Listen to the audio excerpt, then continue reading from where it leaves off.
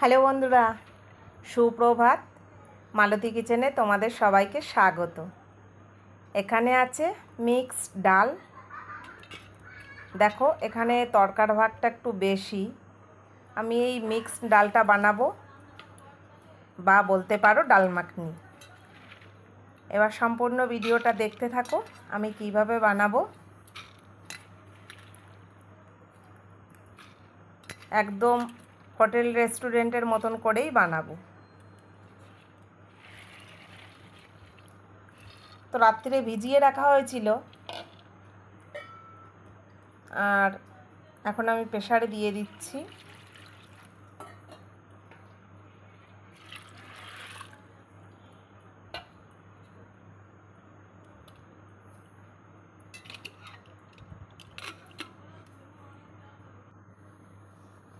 এদিকে কড়াইতে তেল বসিয়েছি। এখানে আমি প্রথমে দিলাম গ্রেট করা আদা তেলের ওপরে। এবার দিচ্ছি রসুন কুচি, এবার পেঁয়াজ কুচি দিচ্ছি।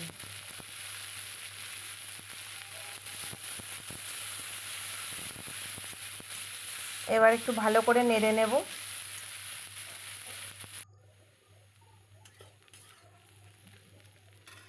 দেখো পেঁয়াজটা বেশ লালচে লালচে হয়ে গেছে।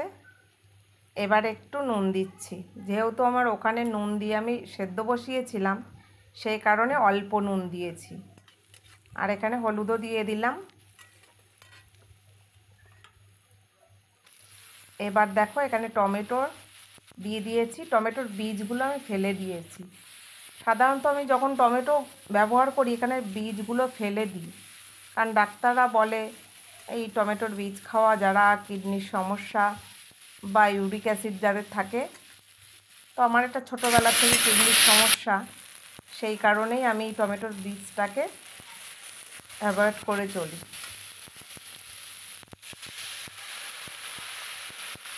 এবার এখানে একটু জল দিয়ে দিলাম।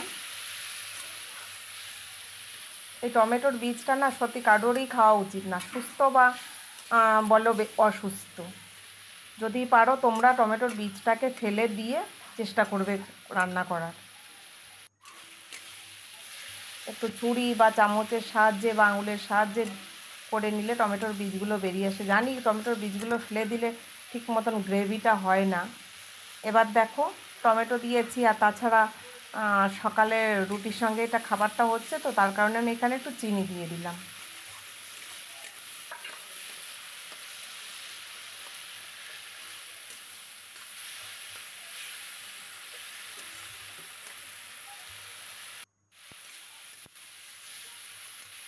দেখো ভালো করে কষানো হয়ে গেছে।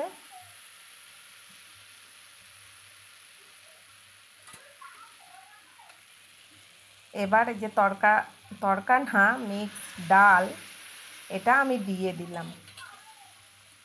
এখানে আমি তেল ব্যবহার করেছি, কিন্তু হোটেল রেস্টুরেন্টে কি করে ওরা ডালডা বা ঘি ব্যবহার করে। খাবারটা টেস্টি হয়। যেহেতু আমার ঘরের খাবার, তো এগুলো তো খেতে হবে না। এ তো আর একটু কিনে আনছি না যে একটু একটু করে খেলাম, ঘরে করছি, একটু ভালো করে সবাই মিলে খাবো।